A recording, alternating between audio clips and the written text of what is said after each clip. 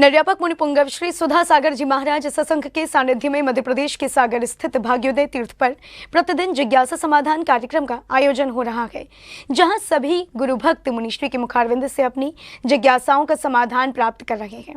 इस श्रृंखला में गाजियाबाद मोदी नगर से परम गुरु भक्त श्री सुशील जी मोदी परिवार सहित पधारे और गुरुदेव का मंगलाशीर्वाद प्राप्त किया। 16 अक्टूबर को सागर के भाग्योदय तीर्थ पर आयोजित हुए जिज्ञासा समाधान कार्यक्रम में मोदी नगर गाजियाबाद से परम गुरु भक्त श्री सुशील जी मोदी अपने परिवार सहित बस द्वारा 150 भक्तों के साथ पहुंचे और मुनि पुंगव श्री से आशीर्वाद लेकर अपनी जिज्ञासा रखी। हे गुरुवर,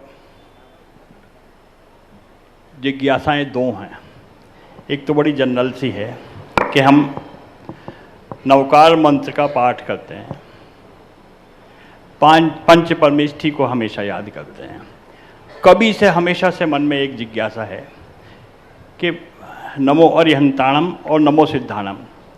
सीनियर सिद्धाणम हैं, सीनियर सिद्ध हैं, अरहंत जूनियर हैं, फिर पहले अरहंत क्यों? इस दौरान मुनिश्री ने भी गुरु भक्तों की जिज्ञासा का समाधान कुछ इस प्रकार दिया।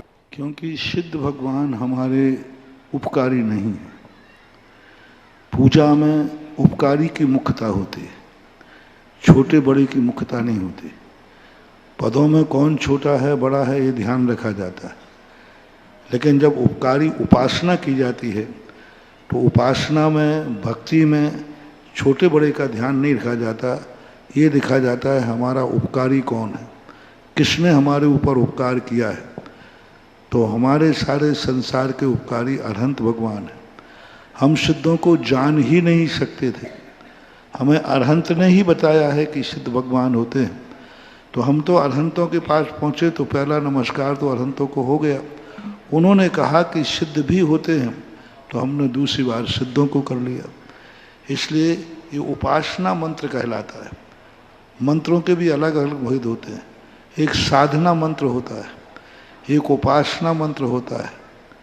तो जब साधना मंत्र हम करते हैं तो हमें साध्य की मुख्यता रखना पड़ती है। हम सिद्ध को साधना चाहते हैं या अरहंत को साधना चाहते हैं, हम जिसको साधना चाहेंगे वही मुख्य होगा। और उपासना मंत्र में हमारा उपकारी भाव आता है, गुणानुराग आता है।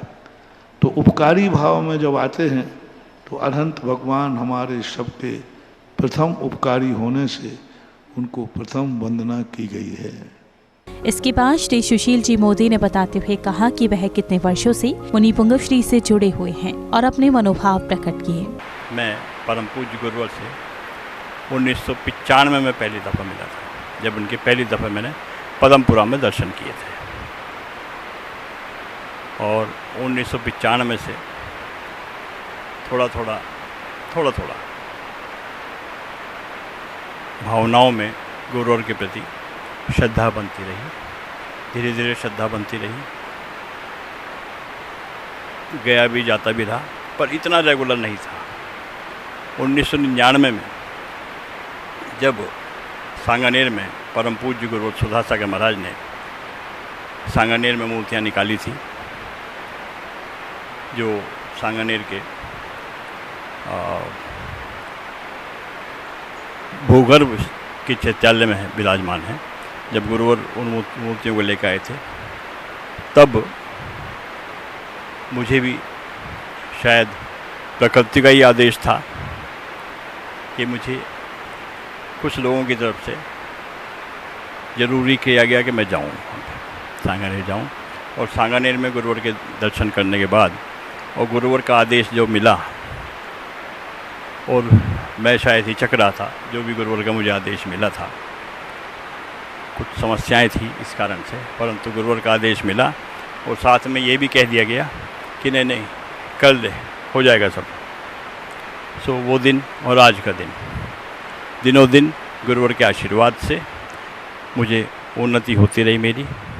साथ ही श्री सुशील जी मोदी ने बताया कि पूज्य गुरुदेव से जुड़ने के बाद उनके जीवन में कैसे बदलाव आया। इतना सम्मान मैंने कभी सोचा नहीं था, जो मुझे इन 25 साल में मिला, 1999 से और 2024 के बीच में 25 साल में हर दिन मेरा सम्मान बढ़ता चला गया, पूरे देश में सम्मान मिला। ये सब गुरुवर का आदेश है, उन्हीं की वो कृपा है जो मेरे ऊपर चल रही है और मुझे तन से, मन से, धन से, सम्मान से, सब तरह से दिन पर दिन आगे बढ़ा रही है। मैं तो गुरुवर के श्री चरणों में बारंबार नमोस्तु करते हुए यही भावना रखता हूँ कि सभी भक्तों को गुरुवर का ऐसा ही आशीर्वाद मिलता रहे और सभी उन्नति करें। इस प्रकार देश भर से अनेक गुरु भक्त मुनि पुंगवश्री के दर्शन एवं आशीर्वाद हेतु प्रतिदिन भाग्योदय तीर्थ पर पधार रहे हैं और गुरुदेव की मंगल देशना सुनकर पुण्य लाभ ले रहे हैं। जैन फोकस के लिए सागर, मध्य प्रदेश से ब्यूरो रिपोर्ट।